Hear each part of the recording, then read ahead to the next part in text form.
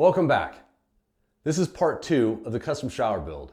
If you haven't seen part 1, I'll put a link right up here and in the description to that video. Go check it out if you haven't seen it already.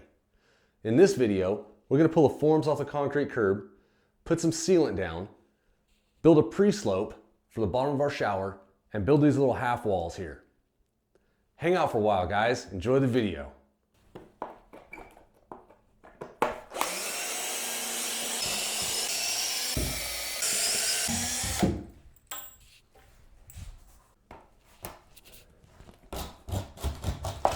There we go.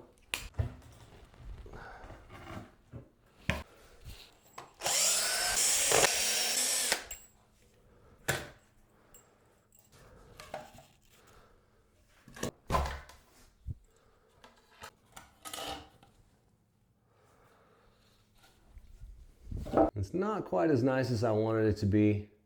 Got a little bit of dry patch. See some of the slurry that I put down first, kind of seeping out underneath the forms. We can get rid of that.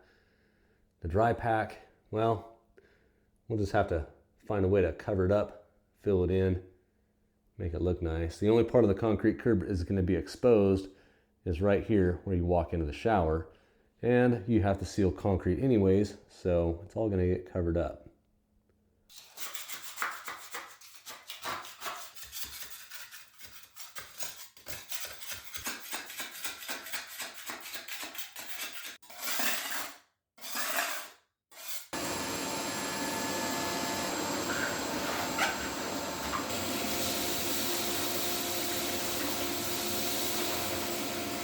I was trying to think of something I could use to fill the gaps and cracks that we have in this concrete.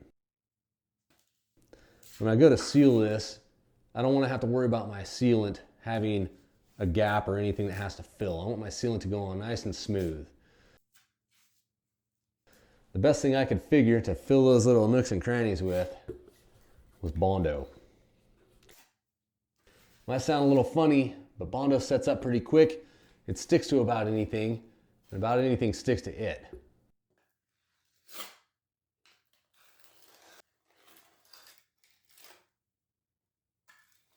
So now that that's dry, we have a nice smooth surface to put our red guard on. I'm going to use a couple different layers of red guard in this build. This first one is going on right now.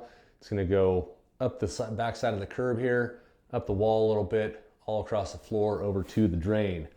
Any transition we have going from floor to curb, floor to wall, we're going to use this mesh embedded in the red guard, and that's going to help prevent the red guard from cracking.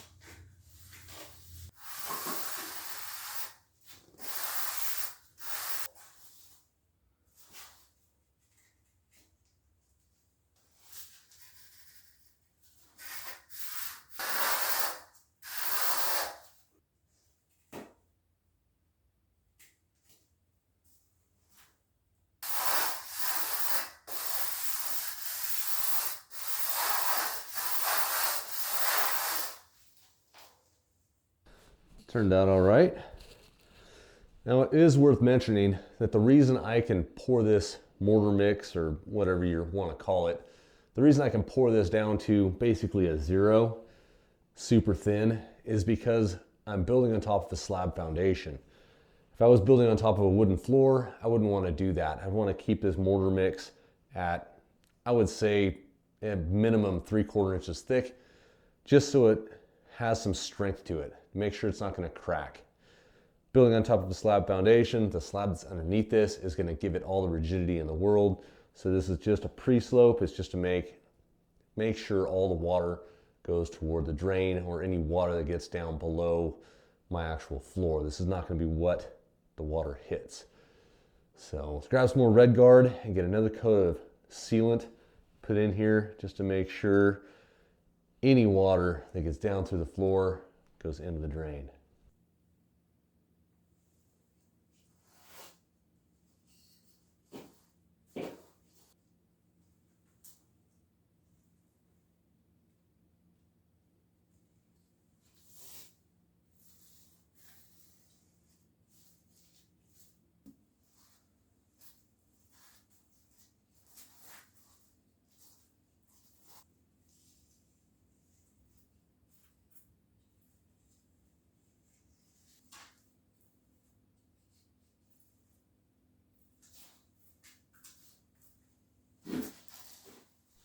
This is the second layer of Red Guard we have in this shower build so far.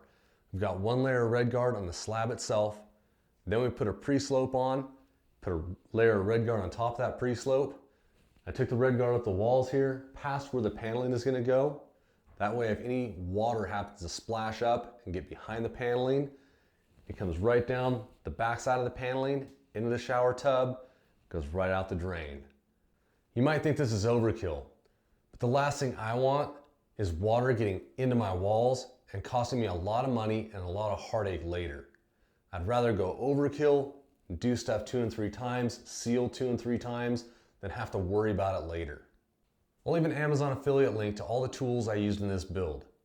Now remember, using that link doesn't cost you a penny, but it helps our channel grow by getting us a slim percentage for being the ones to send you there.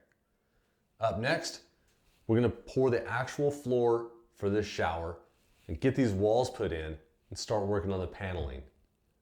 Until next time, guys, go make something.